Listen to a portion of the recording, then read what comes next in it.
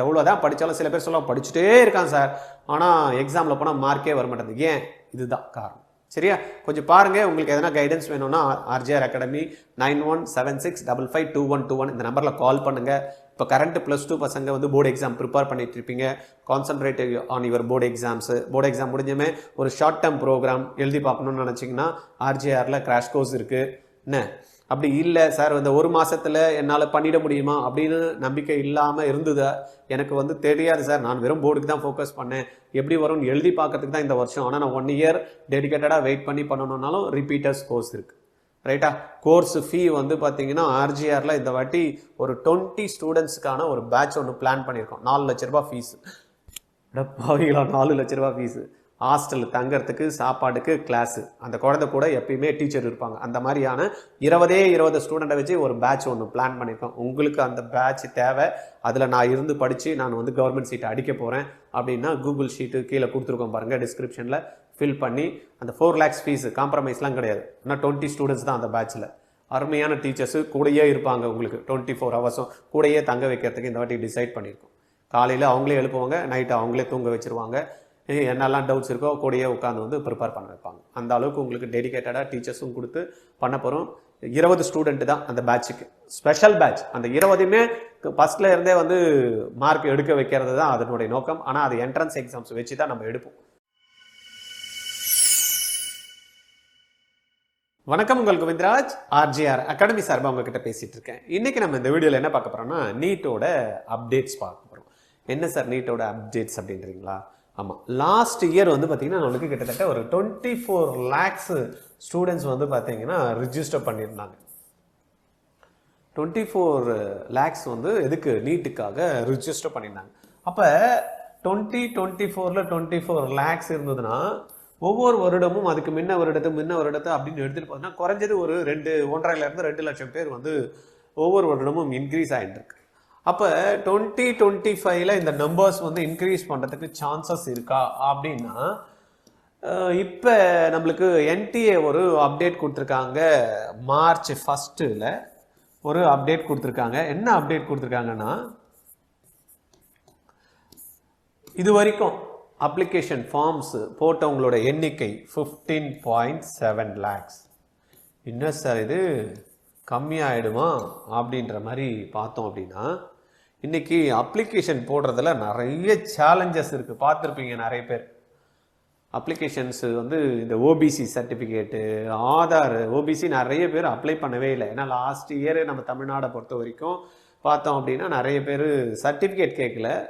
அதில் வந்து ஒரு செல்ஃப் டிக்ளரேஷன் மட்டும் தேவைப்படுறப்ப எங்களுக்கு நாங்கள் கொடுக்குறோம் அப்படின்ற மாதிரி ஒரு கொடுத்துருந்தாங்க. அதனால் நிறைய பேர் அப்படியே போட்டுட்டாங்க. இப்போ என்ன பண்ணியிருக்காங்க, நிறைய இடத்துல ஓபிசி சர்டிஃபிகேட் அப்ளை பண்ணியிருக்காங்க, அது வரல. அது ஏதோ நம்பர் வச்சு போடலான்றாங்க, அது வந்து போக மாட்டேங்குது. ரெண்டாவது ஆதார் கார்டு வந்து பார்த்திங்கன்னா 10th மார்க் ஷீட்டில் ஒரு மாதிரி இருக்குது. ஆதார் கார்டில் நேம் வந்து குழந்தை இது வேறு மாதிரி இருக்குது. 10th மார்க் ஷீட்டில் வேறு மாதிரி இருக்குது. இனிஷியல் முன்னாடி வருது, பின்னாடி வருது. இது போட்டால் வந்து பார்த்திங்கன்னா அப்ளிகேஷன் வந்து அக்செப்ட் பண்ண மாட்டேங்குது, வெளியில் வந்துடுது. இந்த மாதிரிலாம் நிறைய கம்ப்ளைண்ட்ஸ் வந்து இந்த வாட்டி இருக்கிறதுனால நிறைய பேருக்கு டென்ஷன். இந்த வீடியோ கூட ரெக்கார்ட் பண்ணுறதுக்கு முன்னாடி ஒருத்தவங்க வந்து கால் பண்ணி கேட்குறாங்க, சார் ஃபிங்கரு தம்பு வச்சுட்டு அதை அப்லோட் பண்ணால் போவே மாட்டேங்குது சார், நான் எவ்வளவோ அட்ஜஸ்ட் பண்ணி பார்த்தேன், இருந்தாலும் வந்து அப்லோட் ஆக மாட்டேங்குது அப்படின்னு. இந்த மாதிரி டென்ஷனை வந்து பார்த்தீங்கன்னா என்டிஏ வந்து ஏற்படுத்துனதுனால பாருங்கள், இன்னத்துக்கு எங்கேயோ போன வருஷத்தோட இன்னும் 2 நாள் தான் இருக்குது. இன்றைக்கி வந்து 4ஆம் தேதி 7ஆம் தேதி வந்து நம்ம அப்ளிகேஷன் ஃபார்ம் வந்து முடிய போகுது. ஆனால் இது வரைக்கும் வந்து என்ன கொடுத்துருக்காங்க, 1ஆம் தேதிக்கு அன்னைக்கு இப்போ நம்ம பேசுகிறது வந்து 4th March பேசுகிறோம். இந்த 4th Marchல் 1ஆம் தேதி அன்னைக்கு நம்மளுக்கு 15.6 கிட்டத்தட்ட 16 லட்சம் பேர் வந்து அப்ளை பண்ணியிருக்காங்க அப்படின்னு எடுத்துக்கிட்டோம். அப்படின்னா நான் அப்ளிகேஷன் போடுறப்ப ஒரு குழந்தை வந்து சொல்லுது, சார் நான் போடுறப்ப எனக்கு நம்பர் வந்து காமிச்சது கிட்டத்தட்ட எனக்கு வந்து 19 lakhs ஸ்டூடெண்ட்ஸ் கிட்ட காட்டுது எந்து அப்படின்ற மாதிரி சொல்கிறாங்க. அப்போ இன்னும் ஒரு 3 நாள் இருக்குது. இங்கே வந்து பார்த்தோம்னா இந்த 3 நாளில் ஒரு 3 லட்சம் இன்க்ரீஸ் ஆயிருக்கு அப்படின்ற மாதிரி வச்சுக்கிட்டோன்னா, அப்போ லாஸ்ட்டில் தான் நிறைய பேர் நார்மலாகவே வந்து பார்த்தீங்கன்னா ஒரு இபி பில்லு கட்டணுன்னா கூட 1 மாதம் டைம் கொடுத்துட்டு போனால் கூட நம்ம எப்போ கட்டுவோம், லாஸ்ட் நாள் முடிகிற அன்றைக்கி 5 மணிக்குன்னா 4 மணிக்கு தான் ஐயோ கட்டணுமேனு ஓடும். டெலிஃபோன் பில்லு பார்த்தீங்கன்னா முடிஞ்சது மறுநாள் தான் பார்த்தீங்கன்னா வந்து நம்ம ஃபைன் போட்டு கட்டுவோம். அப்படி தான் நம்மளுடைய ஆட்டிடியூடு. அப்போ இன்னைக்கு வந்து போடுறதுக்கு நிறைய பேருக்கு அந்த சிரமம் ஏற்பட்டிருக்குது ஒன்று. ரெண்டாவது வந்து அப்ளிகேஷன் ஃபார்ம்ஸ் வந்து எப்போ போடுவாங்க, லாஸ்ட்டில் தான் போடுவாங்க. அந்த மாதிரி நம்ம எடுத்துக்கிட்டாங்கன்னா கூட இப்போ அந்த 3 லட்சம் ப்ளஸ்ஸு, ஏன்னா மூணு நாளில் 3 லட்சம் இன்க்ரீஸ் ஆயிடுதுன்னு அப்படின்னு நார்மல் கணக்கு எடுத்துக்கிட்டு 3 லட்சம் பேர் நார்மலாக போடுவாங்க, 3 லட்சம் பேர் லாஸ்ட்டில் தான் போடுவாங்க அப்படின்னு எடுத்துக்கிட்டா கூட குறைஞ்சது வந்து பார்த்தீங்கன்னா இதில் இட் வில் இன்க்ரீஸ் 6 lakhs.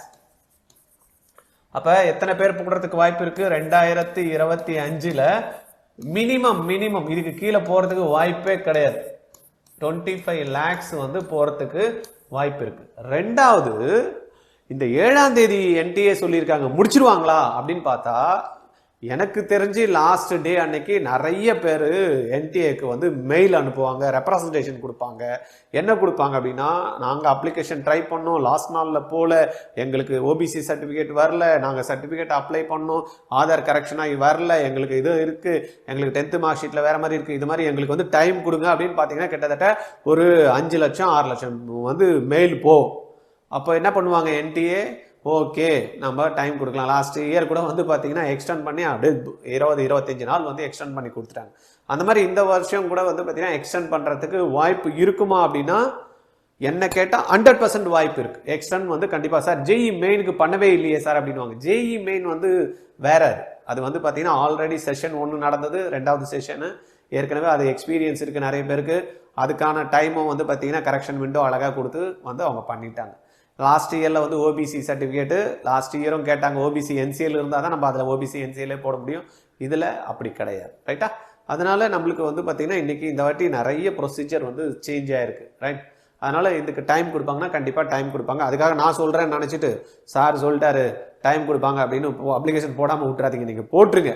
கொடுத்தாங்கன்னா இனிமேல் யாருன்னா போடாமல் நிறைய பேர் உங்களுக்கு தெரிஞ்சவங்க இருப்பாங்களா, அவங்களுக்கெல்லாம் நீங்கள் கன்வே பண்ணுறதுக்கு ஒரு வாய்ப்பு முன்னாடியே சொல்கிறேன், சரியா? அதனால் அட்லீஸ்ட் இப்போ இந்த ஓபிசி சர்டிஃபிகேட்டு, அந்த ஆதார் கரெக்ஷனு அதெல்லாம் கரெக்டாக பண்ணி வச்சுக்கிட்டு பண்ணுறதுக்கான வழியை முடிச்சிருங்க 7ஆம் தேதிக்குள்ளே. அப்படி இல்லைன்னா டைம் கொடுப்பாங்கன்னா அது ஆப்ஷன் கொடுப்பாங்க, பட் 100% அதை பிலீவ் பண்ண தேவையில்ல, ரிலை பண்ண தேவையில்லை, ரைட்டா? நம்ம அப்போ இந்த 25 lakhsன்றது வந்து அந்த மினிமம் ஃபிகரு எப்போ 27ஆம் தேதி முடிச்சாலே இது வந்துடும். ஏன்னா 3 லட்சம் பேர் போடுவாங்க, லாஸ்ட் டைமில் ஒரு 3 லட்சம் பேர் போடுவாங்க அப்படின்னு எடுத்துக்கிட்டா கூட 25 lakhs போடுவாங்க. அப்போ அடிஷ்னல் ஒரு டைம் கொடுத்தான் அப்படின்னா குறைஞ்சது 3 லட்சம் பேர் அடிஷ்னல் திருப்பியும் போடுவாங்க. அப்போ இந்த வருஷம் எவ்வளோ வரும்? 28 lakhs ஸ்டூடெண்ட்ஸ் வந்து ரிஜிஸ்டர் பண்ணுறதுக்கான வாய்ப்புகள் கம்பல்சரி இருக்கும். அப்போ 28 லட்சம் பேர் எழுதினா கட் ஆஃப் குறையுமா அப்படின்னா ஒவ்வொரு வருஷமும் கட் ஆஃப் வந்து ஏறிக்கிட்டே இருக்கு. குறைஞ்ச மாதிரி எனக்கு தெரியல. ஒவ்வொரு வருஷமும் வந்து பார்த்தீங்கன்னா கட் ஆஃப், போன வாட்டி வந்து மால் ப்ராக்டிஸ் பண்ணிட்டாங்க, கொஸ்டின் பேப்பர் வந்து அவுட் ஆகிடுச்சு அப்படின்ற மாதிரிலாம் சொன்னாங்க. கொஸ்டின் பேப்பர் அவுட்டாக வந்து ஏதோ ஒரு மூலையில் ஒரு இடத்துல நடந்தது, தமிழ்நாட்டிலே நடந்தது. தமிழ்நாட்டில் மார்க் பார்த்தீங்களா தாறுமாறாக போயிடுச்சு. அதனால் வந்து நம்ம அதை பற்றியெல்லாம் யோசனை பண்ணக்கூடாது. கொஸ்டின் பேப்பர் எப்படி இருந்தாலும் பரவாயில்ல. சார் இந்த வாட்டி 20 கொஸ்டின் கம்மி பண்ணிட்டாங்க சார் அப்படின்னா, போன வாட்டி 20 கொஸ்டின் ஜாஸ்தி கொடுத்து ஜாஸ்தி டைம் கொடுத்தாங்க, ரைட்டா? படிக்கிறதுக்கு டைம் வேணுன்றதுனால கொடுத்தாங்க. இந்த வாட்டி 20 கொஸ்டினும் இல்லை, 20 கொஸ்டினுக்கான டைமும் இல்லை, 3 மணி நேரம் தான். அதுபோல் லாஸ்ட் இயரில் வந்து பார்த்தீங்கன்னா நம்ம தமிழ்நாட்டிலேயே கிட்டத்தட்ட 6000 பேர்கிட்ட 600 மார்க் எடுத்தாங்க.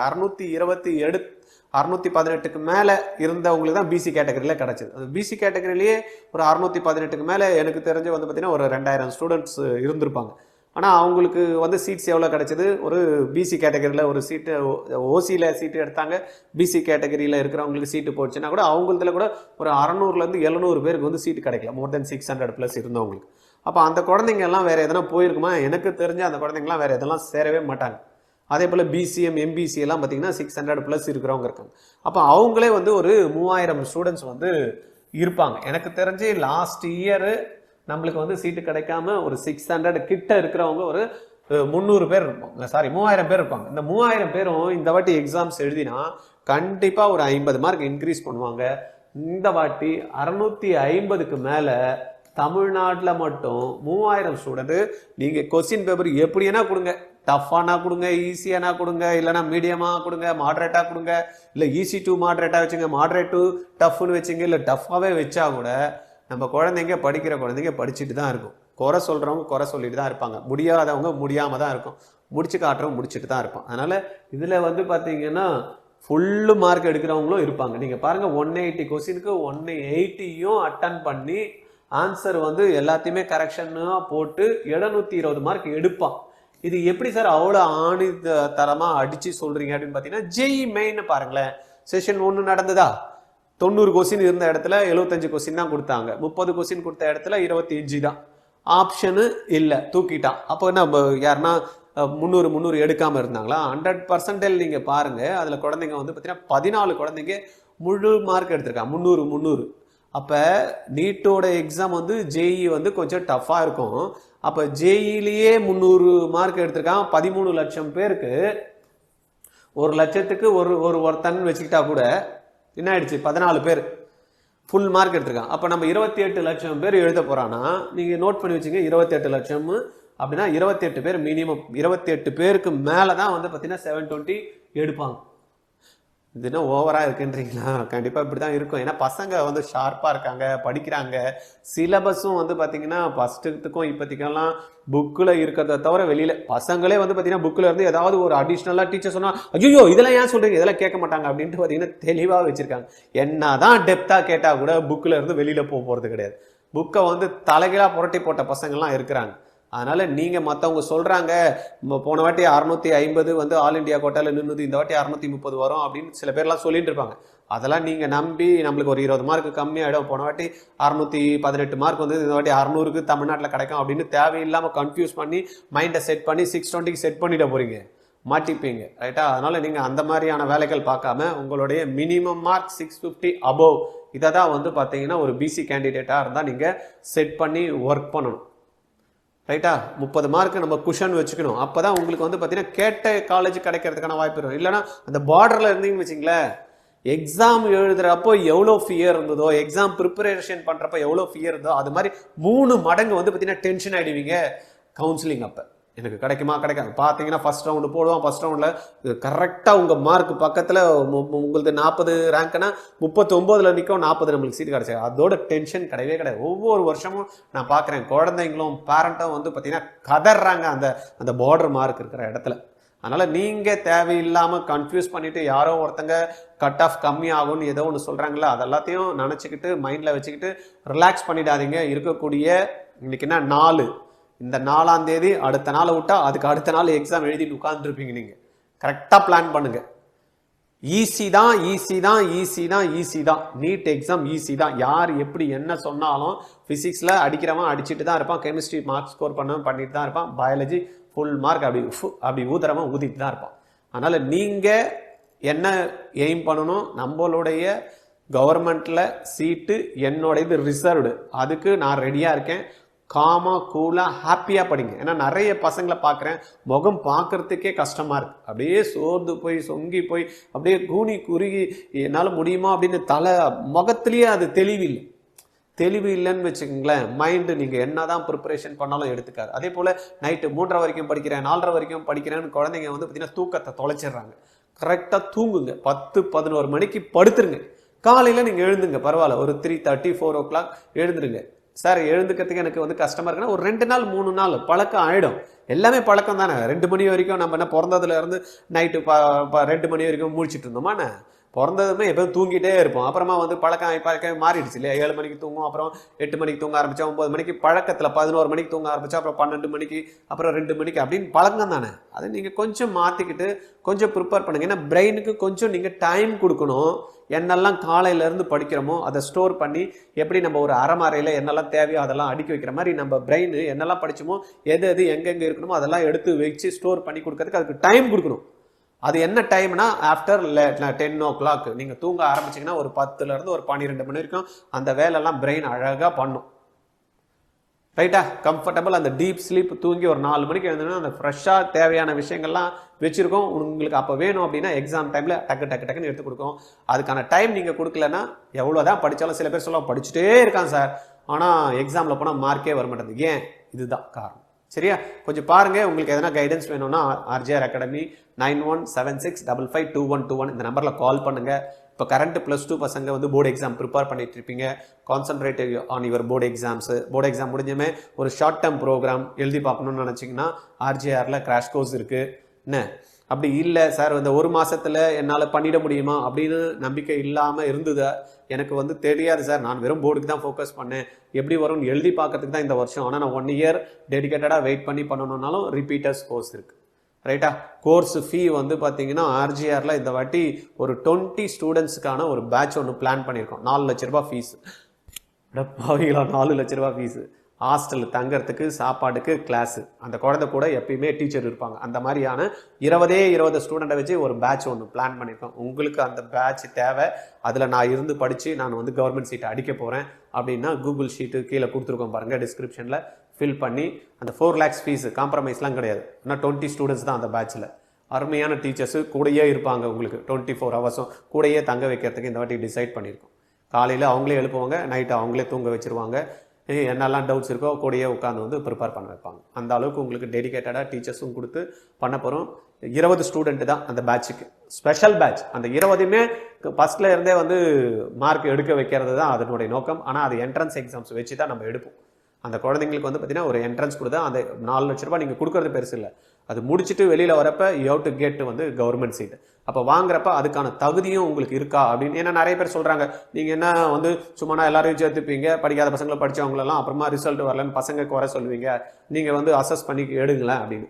அதனால் இந்த வாட்டி என்ன பண்ணியிருக்கோம் அப்படின்னா, எங்கள் டீமில் ஒரு 20 ஸ்டூடெண்ட்ஸ் ஸ்பெஷல் பேட்ச். மற்ற ஸ்டூடெண்ட் எல்லாம் எடுத்துப்போம், பட் இந்த ஸ்பெஷல் பேட்சில் கண்டிப்பாக ரிசல்ட் கேட்குறோம். 1 இயர் நான் வெயிட் பண்ணுறேன், பணமும் இன்வெஸ்ட் பண்ணுறேன். அதுக்கேற்ற மாதிரி என் குழந்தைகிட்ட ஒருத்தம் இருக்குது, என் குழந்தைக்கும் அந்த கெப்பாசிட்டி இருக்குது அப்படின்னு யாரெல்லாம் அந்த பேரண்ட் நினைக்கிறீங்களோ, அந்த குழந்தைங்க நினைக்கிறீங்களோ, if you are ready to invest 4 lakhs, நீங்கள் வெளியிலையும் அனுப்ப மாட்டேன். அது சென்னையில் இருந்தாலும் சரி, வெளியூரில் இருந்து வந்தாலும் சரி, எங்கள் கூடயே உட்காந்துட்டு 24 ஹவர்ஸும் ரெசிடென்ஷியலில் இருக்கணும் 1 இயருக்கு. அந்த மாதிரி ரெடியாக இருந்தீங்கன்னா we are ready to give the result. Okay, பார்க்கலாமா?